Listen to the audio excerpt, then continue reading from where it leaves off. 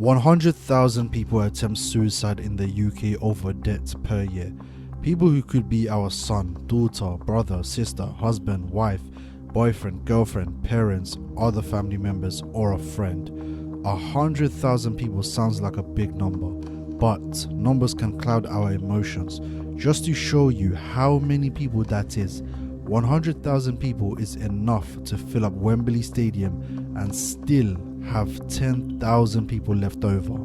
This video is to tell you why you should never ever, under any circumstances, contemplate about taking your life over something as stupid as debt.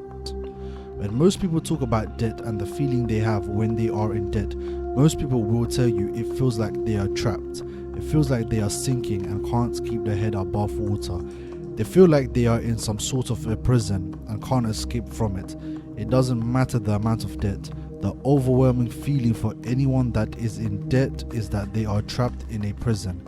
And that's the biggest thing. People don't want to feel trapped. They don't want to feel like they can't get out.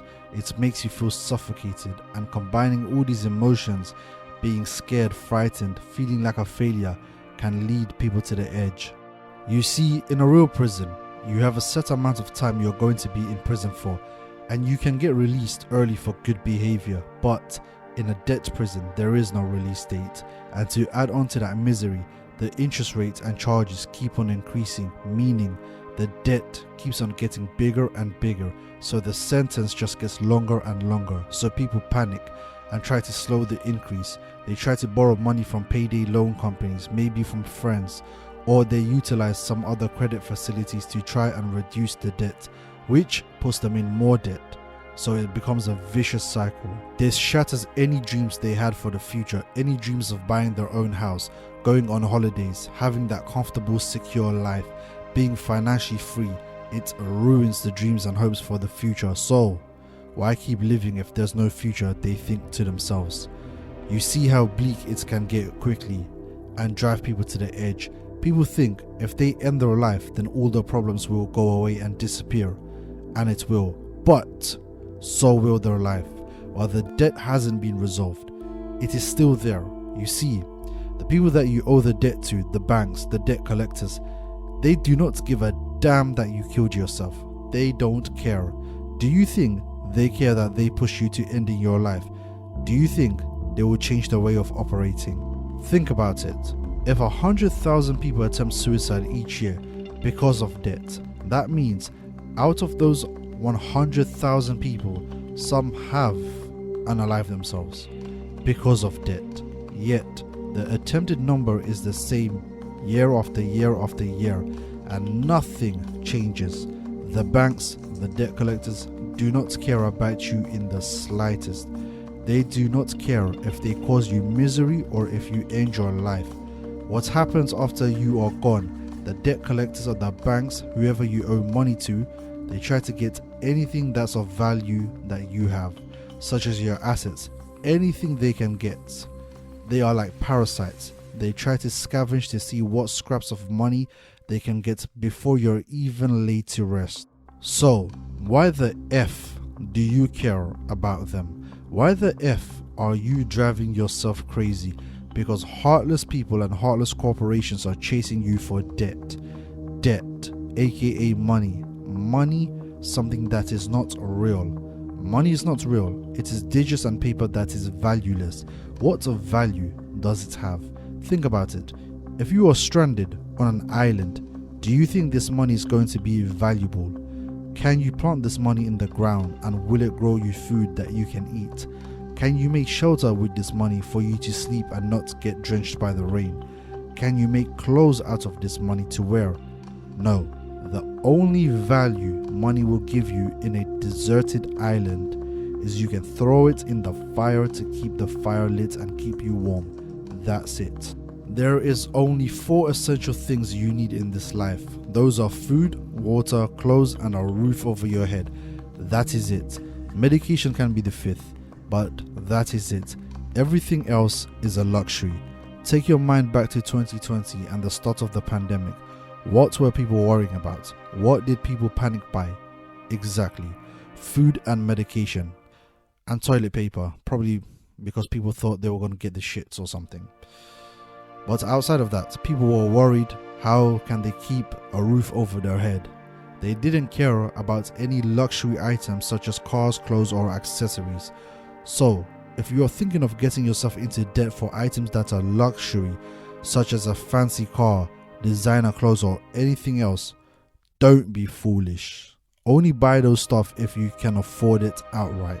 Firstly, understand what's the worst thing that can happen. You need to know that first. And the worst that can happen to you is they take everything away from you. But when I mean everything, I only mean your material possessions from you, things that are easily replaceable, because for consumer debt, you cannot go to prison in the UK and USA. There are some countries that you can go to prison, but in the UK and the USA, you cannot go to prison for it. The only debt you can go to prison in the USA is from failure to pay your taxes, which is a federal crime and can result in prison time, and failure to pay child support, which can be considered contempt of court and result in jail time for up to 6 months. While in the UK, you can only go to prison for refusing to pay council tax in England or criminal fines, and that is also a last resort.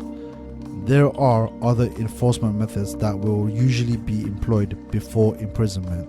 You cannot go to prison for consumer debt, and if debt collectors imply or directly tell you that you can, then that is a form of harassment, and you can use that to complain to the debt collectors and to the trading standards. The worst that they can do is take your stuff, which is material. They can't take the things that you really love, which is they cannot take away your life, they cannot take away your family or friends. And as long as you are still sane and free, you can start fresh and get everything back again. Companies can only send bailiffs around if they have successfully taken you to court. Then a bailiff can be appointed. A debt collection company cannot appoint a bailiff to go to your house unless the courts have granted them that. The only exception is if you fail to pay your council tax or are convicted of an offense and do not pay the fine. Then in this instance, the courts can hire a private bailiffs to collect your debt. Also, the chances of bailiffs coming to your property to recover money owed on an unsecured debt, such as a personal loan, credit card or overdraft, is slim to none, because debt collectors and creditors cannot be bothered to go down this route, and the reason is because the court process is too long, it's too costly, and it's too time consuming to administer. They know that their efforts are best used on people who just pay their debts. And if they do send bailiffs to your door, you need to invite them into your house before they can do anything. And if you know what time the bailiffs are coming, just take all the crap that you have been wanting to throw away or sell online but you haven't gotten to it and put it outside so you can give it to them. Take photos and videos of them taking it away. Get them to give you a copy of them taking it, and they will jot down everything and take it and sell it. They will then take that amount off your debt, and you got rid of the clutter that you have been wanting to get rid of. And in the UK, there are some very good organizations that you can go to get some advice. I recommend Citizens Advice Bureau. They are there to help people with things like this. Now, if you're scared of losing your house, well, let's put it this way. It's very difficult for you to lose your home over unsecured debt. If your house has a mortgage, then you don't own your house. The bank does. So the debt collectors will be attempting to take the bank's house and not yours. And the bank isn't going to let someone come in and take their property when it belongs to them. I highly doubt that's going to happen. For a debt collection agency to get an unsecured loan attached to your house, they are first going to have to get a county court judgment against you. Then they are going to have to apply for a charging order, and the application for a charging order always has 2 stages. First, your creditor has to get an interim order and then a final order. Then they are going to have to apply to the courts for an order for sale for them to then force you to sell your house. By the way, while all these court cases is happening, you have the chance to appeal, state and show your financial hardship, and there is no guarantee the debt collector is going to get all these decisions. And furthermore, It is really time consuming and labor intensive for the debt collectors to do this, and for all these decisions to have gone the debt collectors' way is for you not to have obligated or shown that you are unwilling to work with them. But if you have made payments, worked on a debt repayment plan, shown that you are willing to work with them, then they have no grounds to take you this far, and they most likely will not be able to get a charging order on you. To add to that, if you have joint ownership of your property but the debt is in your name, then the court can only make a charging order on the share of the property you own. Other people who live with you who don't own the property can say they have a beneficial interest in the property. This means the court must think about how a charging order or an order for sale will affect them. The court needs to think about how making a charging order will affect all the people who live with you, such as your partner, kids, elder relatives, anyone that lives with you. The court needs to think about it, and if it will cause them hardship or suffering. This could make it harder for the creditor to get a charging order or an order for sale. That's why it is very important for the courts to know about these people. For you to have a chance of losing your property, the debt collector has to make you bankrupt. Also, if they make you bankrupt, there is no guarantee that you lose your house, because you have to remember that your housing mortgage is owned by the bank, so it is the bank that will make the final decision as to whether they are happy for the asset to be put into bankruptcy or not. The creditor or the debt collector has to spend the time going through the entire process and pay a fee in order for you to be made bankrupt, with no guarantee of them getting any money back. And also, the Financial Conduct Authority, the FCA, do not really approve of this course of action. So what I'm telling you is that it is extremely hard for anyone to make you lose your home for an unsecured debt. You see, the system is rigged because you need good credit score to get loans and mortgages. But to get a good credit score, you need to use credit in the first place, most likely with credit cards. But if you don't use credit cards properly, then it can ruin and destroy your life and future. Also, the economy is backed by debt, and the more debt you are in, the better for the banks. I personally believe anyone under 25 should not get a credit card. I don't care what these internet gurus and finance channels tell you. Most people under 25 should not get a credit card.